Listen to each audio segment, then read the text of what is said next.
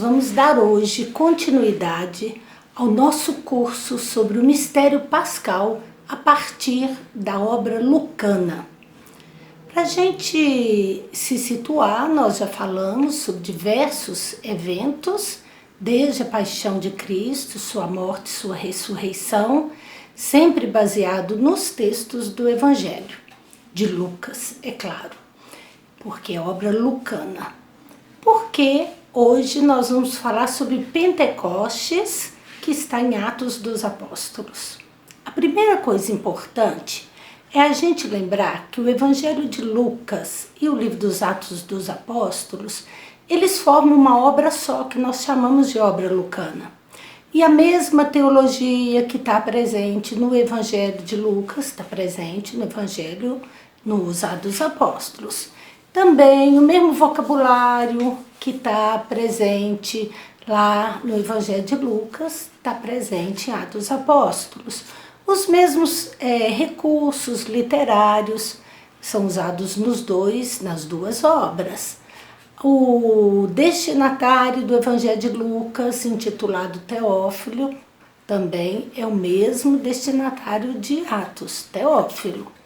E também, lá em Atos dos Apóstolos, diz que tem uma primeira obra, né, que vai das origens à ascensão.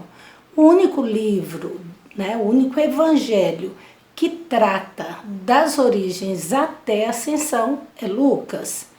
Além disso, né, o final do Evangelho de Lucas coincide com o início dos Atos dos Apóstolos. Então, tudo nos leva a crer que essas duas obras, né, elas foram feitas pelo mesmo autor, elas foram feitas para serem lidas juntamente. É por isso que também hoje nós vamos ver no livro dos Atos dos Apóstolos, na verdade, Atos 1, né, o relato de Pentecostes, dos versículos 1 até o 36, aquele relato muito curioso da descida do Espírito Santo sobre os discípulos. Bom, antes da gente entrar propriamente no relato, nós temos que lembrar também que Atos dos Apóstolos começa com o relato da ascensão de Jesus e logo em seguida, nesse relato mesmo, o envio dos apóstolos ou o programa dos apóstolos dado por Jesus ressuscitado aos discípulos. Então, Atos 1:8 diz: sereis minhas testemunhas em Jerusalém, em toda a Judeia, na Samaria e até os confins da terra. Lucas gosta de colocar o programa de seus personagens no começo de sua obra.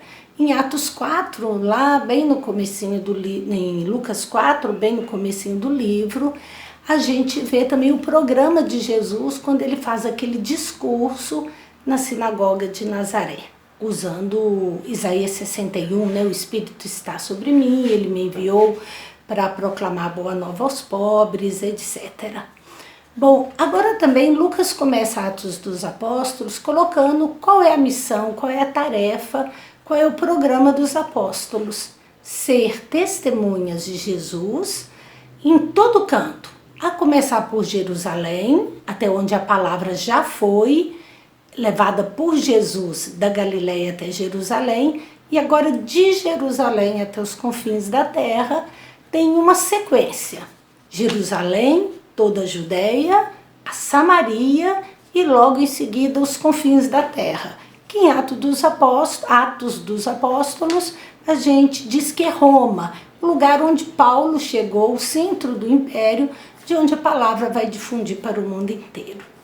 Ora, o que tem a ver esse texto da missão dos apóstolos ou do programa dos apóstolos no começo de Atos, em Atos 1:8, com o evento do Pentecostes? Tem tudo a ver. Que essa promessa ou essa missão dada em Atos 1:8, ela vai se cumprir por meio da ação do Espírito. Porque Deus nunca dá a missão e furta ou se esquiva de dar o Espírito que nos capacita para a missão. Logo, se ele colocou que os discípulos têm uma missão, todo bom leitor, conhecedor do Evangelho de Lucas, já saberia que então tem que dar o Espírito. Como também lá em Lucas, né, Jesus cheio do Espírito é que vai cumprir a sua missão. Ele não faz nada por si mesmo, ele faz sempre movido pelo Espírito. Por isso Lucas começa lá nos primórdios, né, da vida adulta de Jesus, vida pública, ele começa com o batismo e com a investidura de Jesus, que a gente fala, ou melhor, Jesus investido do poder do Espírito. Bom, então também os discípulos precisam ficar plenos do Espírito para dar conta da sua missão, para dar conta da tarefa que lhes foi dada. Um programa desse, ser testemunha de Jerusalém, passando pela Judéia toda, indo para Samaria até os confins da terra, não é um programa que a gente consegue cumprir por conta própria. Então, Jesus vai capacitar os seus discípulos, dando-lhes o seu Espírito. E esse Espírito vai ser derramado abundantemente sobre os discípulos e sobre toda a igreja, vamos dizer assim, sobre todo aquele que tem fé. Bom, então, se a palavra precisa sair de Jerusalém e ela precisa chegar até os confins da terra, cumprindo essas etapas, vamos imaginar assim, um lago, para a gente entender bem essa importância de Atos 1:8, um lago parado. Você pega uma pedra e joga no lago, forma um monte de círculos concêntricos, não é isso? O primeiro círculozinho vai aumentando, aumentando, aumentando, aumentando, aumentando, até depois que para de novo o movimento. Bom, então, é como se o Espírito, né, Jesus ressuscitado, desce o seu Espírito como uma pedra, que é jogada num lugar central, Jerusalém. A partir daí tem que ir irradiando até chegar nos confins da terra.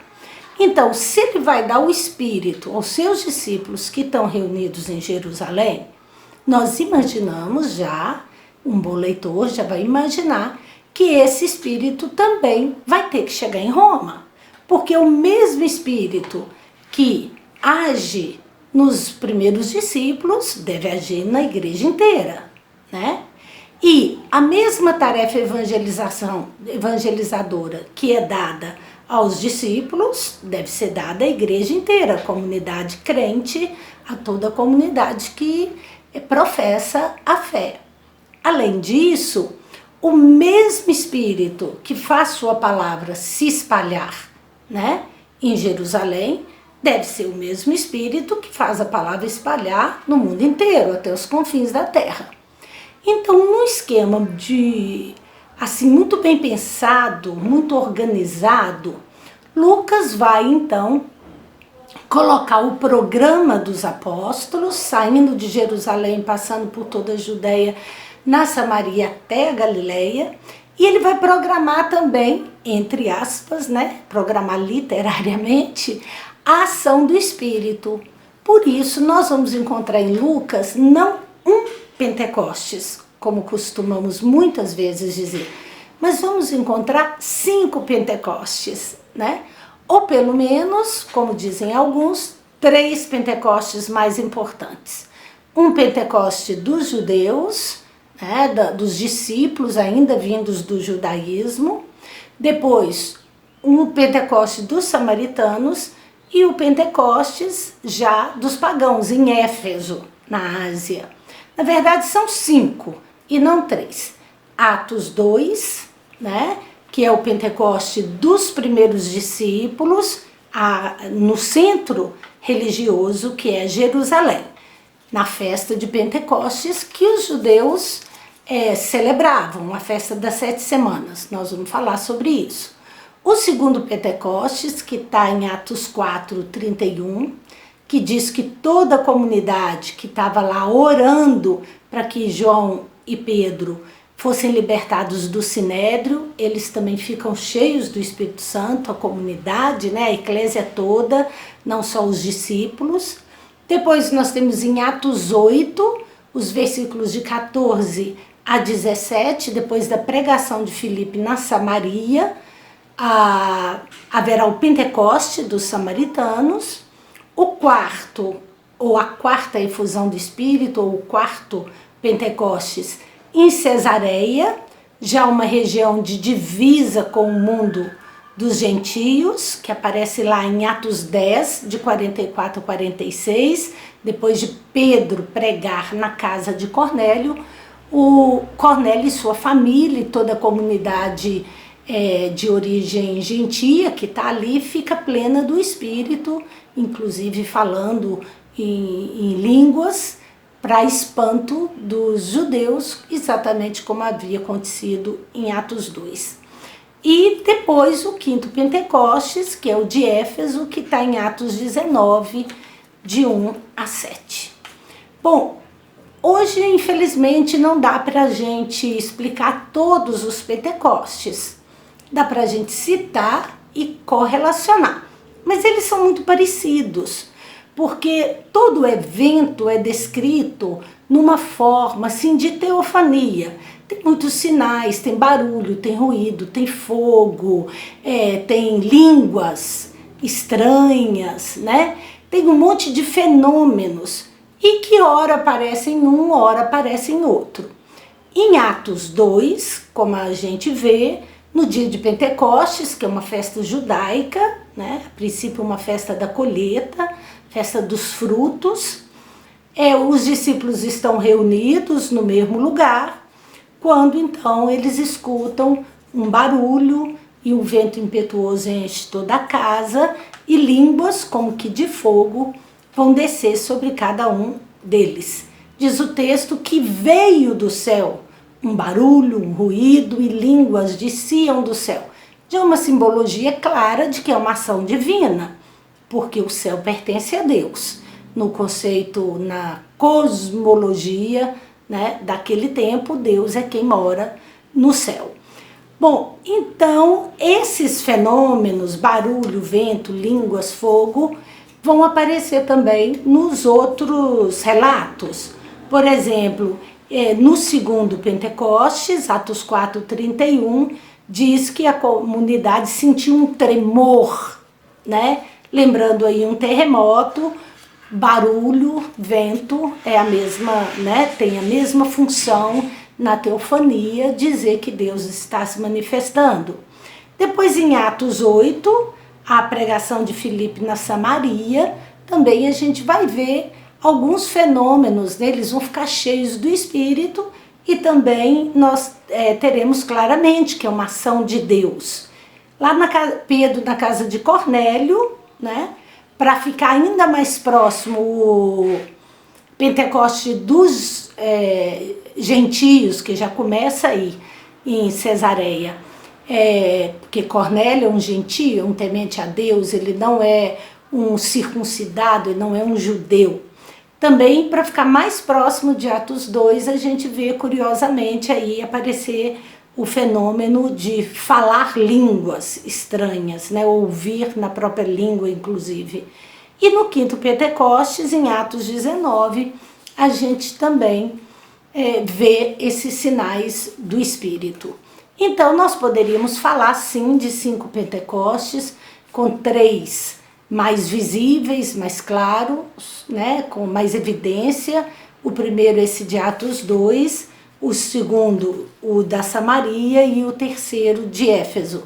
Mas nós não podemos também omitir os outros dois, as outras duas efusões do Espírito, principalmente em Atos 10, que é um relato muito importante e tem muita centralidade nessa obra lucana que é Atos dos Apóstolos. Bom, vamos começar com a palavra, o que é Pentecostes. Pentecostes, vocês sabem, tem aí o número 5 dentro da palavra, né? Ou o número 50, né? E então é a festa dos 50 dias, é uma coisa que acontece num dia específico, depois da chamada 7 semanas.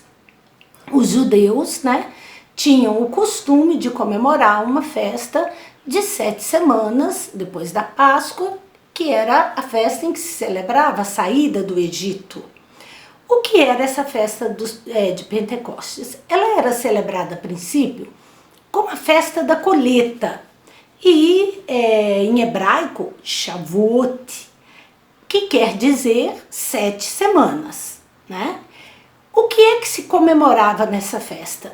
Que Deus é o Deus bondoso, que fecundou a terra e que fez a terra produzir muito fruto e que deu esse fruto ao seu povo. Por isso o povo também agora vai levar a sua oferta, a oferta da colheita, ao templo e vai comemorar, né, o dom do fruto da terra, o dom do alimento que Deus dá a eles por meio da fecundidade da terra. Ora, a princípio, lá no Antigo Testamento, achava que quem fecundava a terra era Baal, o deus de Canaã. E quando os judeus, né, abandonam então o politeísmo e chegam a ser monoteístas, eles vão entender que nesse caminho, nesse trajeto, que é Deus quem dá tudo. Tudo é dom de Deus. Então eles começam a celebrar a festa de Pentecostes como uma demarcação de que eles são monoteístas e que é Deus quem dá tudo a eles e que todo dom que eles recebem é dom recebido de Deus, porque Deus é o Pai, é o portador, vamos dizer assim, é a fonte de todos os dons, né? Com o passar do tempo, o povo de Israel passou a entender que a Torá é que é o verdadeiro alimento do judeu. Então, todo judeu deveria se alimentar da palavra de Deus. Tanto é que percorre todo o Antigo Testamento a ordem de ouvir o Senhor, né? Ouvir, colocar o ouvido à disposição, porque essa palavra vai entrar e vai alimentar, né, o povo. Então o povo se alimenta da palavra. E nós conhecemos o texto de Deuteronômio, não só de pão o homem viverá, mas de toda a palavra que sai da boca de Deus, né? E em vários outros textos, a Torá sendo colocada como alimento. Né? Inclusive o símbolo da Torá normalmente é uma árvore, a figueira, por exemplo, ou a videira, porque dá frutos e dá para comer e alimentar. E assim então, o homem sábio é aquele que é como uma árvore plantada na beira do rio, como diz o Salmo 1, né? Por quê? Porque ele dá muito fruto, ele se alimenta da Torá e ele se torna também alimento para o outro, para o mundo. Então a Torá, pouco a pouco, começou a ganhar destaque, né? A palavra de Deus começou a ganhar destaque no meio dos judeus. A Torá é o símbolo da aliança de Deus com o seu povo. Então a festa das 7 semanas, ou a festa de Pentecostes, né, que era comemorada a princípio como uma festa da colheita, ela se torna depois a festa em que se celebra a entrega da Torá, a entrega da lei de Deus a Moisés, porque se entendeu que essa lei, que essa palavra, que esse mandamento, que essa aliança é que de fato alimenta o povo.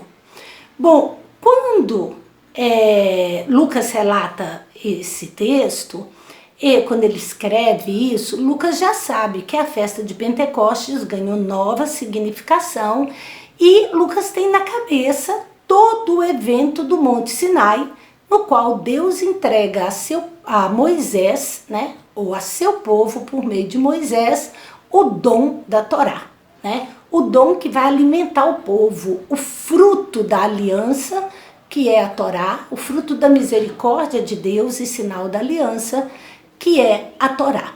Então Lucas tem na cabeça o relato da teofania lá do Monte Sinai, que está escrito no livro do Êxodo. Lá no livro do Êxodo, foi como um terremoto que passou, e vento, e fogo, né? E tem todo um relato envolvendo Moisés, que traz, né, para nós na cena esses elementos. Também Moisés, lá quando ouviu a voz de Deus, viu uma sarça ardendo, um fogo queimando. E todos esses relatos estão presentes na cabeça de Lucas quando ele escreve. Então, celebrar Pentecostes é reviver a entrega da Torá, a entrega da lei, vamos dizer assim, de Deus a Moisés, ao seu povo, por meio de Moisés. Logo, se a festa celebra essa entrega, ela tem, então, que repetir os mesmos sinais. Por isso, Lucas, então, vai colocar em evidência esses sinais teofânicos que nós chamamos, né? Ele diz, ó, veio do céu. Como nós já dissemos, uma clara alusão que a iniciativa é divina. Não é merecimento do povo, é porque Deus, na sua misericórdia, ele dá o fruto, ele dá o alimento, ele dá a palavra, né? Então veio do céu um barulho, um vento, né? Línguas de fogo, como fogo. Ora, todos sinais teofânicos que recordam os sinais, os Monte Sinai, para dizer que Deus continua entregando o seu alimento ao mundo. Só que agora o alimento, como Lucas trabalha com a teologia da palavra, no Evangelho, Jesus é o evangelizador ou semeador que lança a semente, desde a Galiléia até Jerusalém. Agora, em Atos dos Apóstolos, os apóstolos são os semeadores que lançam essa palavra desde Jerusalém até os confins da terra. Lá no Evangelho, Jesus lança a semente do reino, né? E agora, em Atos dos Apóstolos, os apóstolos, os primeiros cristãos, lançam a semente que é o próprio Jesus, pois é nele que o reino acontece. Por isso, então, eles vão anunciar Jesus, eles vão pregar Jesus, como a gente vai ver logo depois, aí no final do relato de Atos 2, de 14 a 36, o discurso querigmático de Pedro, que a gente fala, anunciando Jesus como esse alimento, como essa palavra, como essa boa nova, né? Então nós temos aí uma teofania. E uma coisa curiosa nessa teofania é que diz que quando os discípulos ficaram então cheios do Espírito, com essa simbologia de línguas que descem e repousam sobre eles, línguas de fogo, Lucas diz então que eles começam a pregar, abrem a porta do cenáculo onde eles estão e começam a pregar a todo o povo. E tem gente de todo canto, tem gente de norte a sul, de leste a oeste, do mar e da terra, tem todo tipo de população descrita no relato de Lucas, como vocês podem ver aí em Atos 2, né? E é exatamente porque tem toda uma população diversificada, vamos dizer assim, é que é preciso que cada um escute na sua própria língua. Não se trata aqui do chamado fenômeno de glossolalia, que aparece lá na primeira carta de Paulo aos Coríntios, no capítulo 12, 13 e 14, tá certo? Paulo vai falar lá de um fenômeno muito típico de Corinto, que não é a mesma coisa que Lucas está falando aqui agora em Atos 2.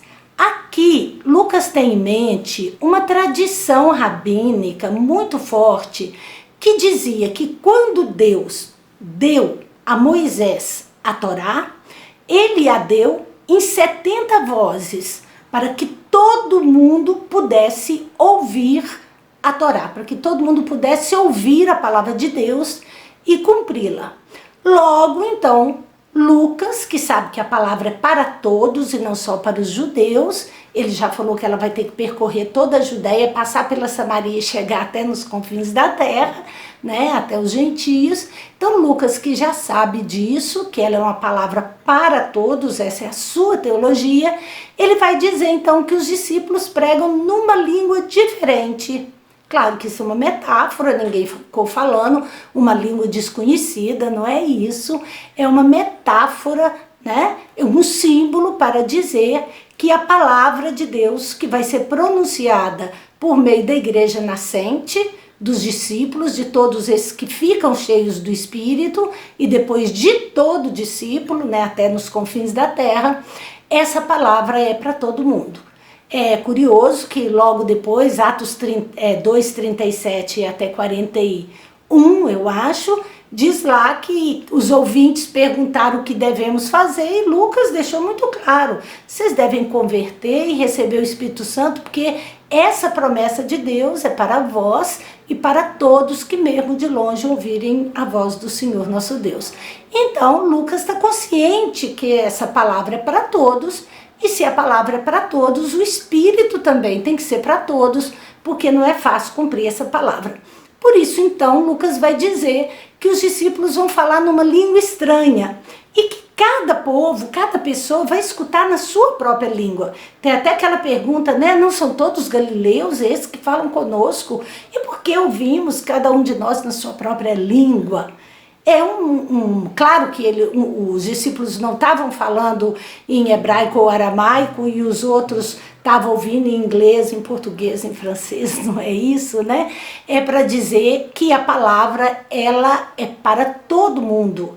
Ela é em 70 vozes, todo mundo pode acolher essa palavra, por isso o símbolo da língua, porque língua é o símbolo da comunicação, e por isso o fogo, porque o fogo é aquele que purifica, é aquele que limpa, que queima as impurezas e mantém o que é precioso vivo. Então é uma purificação definitiva, não como a água que você lava hoje, amanhã suja de novo.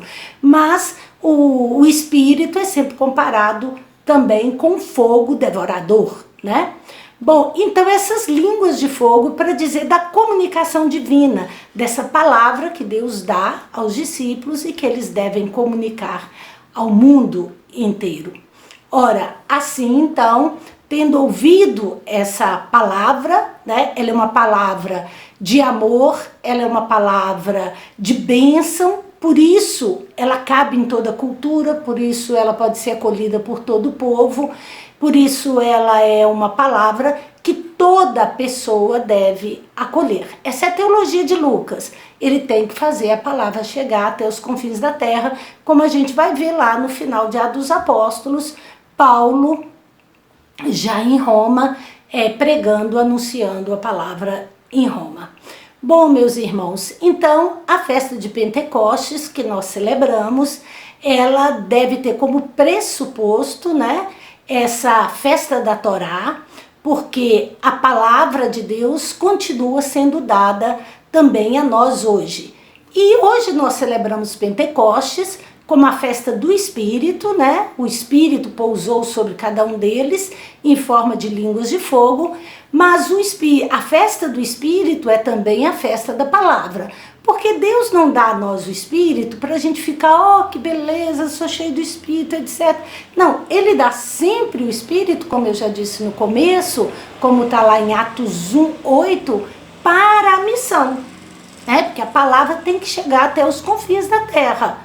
Então essa palavra é para todos, logo o Espírito também é para todos, todos vão receber a palavra e o dom do Espírito capaz de fazer viver essa palavra. Nessa festa de Pentecostes, que nós celebramos hoje, nós não podemos desvincular a ação do Espírito da palavra de Deus. Nós somos plenos do Espírito para viver a palavra e para divulgar a palavra. E quanto mais a gente acolhe essa palavra e quanto mais a gente a divulga, mais a gente fica pleno do Espírito e mais esse Espírito age em nós. Então é pelo poder do Espírito que essa palavra deve se difundir ao mundo inteiro. Que a gente não esqueça da grande missão da igreja, que é evangelizar todos os povos, todas as pessoas. É claro que não é colonizar, é evangelizar, é levar a boa nova, esse frescor da boa nova para todos os povos, respeitando todos os povos, difundindo vida, porque essa palavra é uma palavra de vida, ela é uma palavra libertadora, ela é uma palavra que cura, ela é uma palavra que dá liberdade, né, para todas as pessoas. Então eu desejo a todos um feliz Pentecostes, que cada um de vocês possa acolher essa palavra em seu coração e esse dom do Espírito que nos capacita para viver e para transmitir essa palavra. Um abraço para vocês e até a próxima.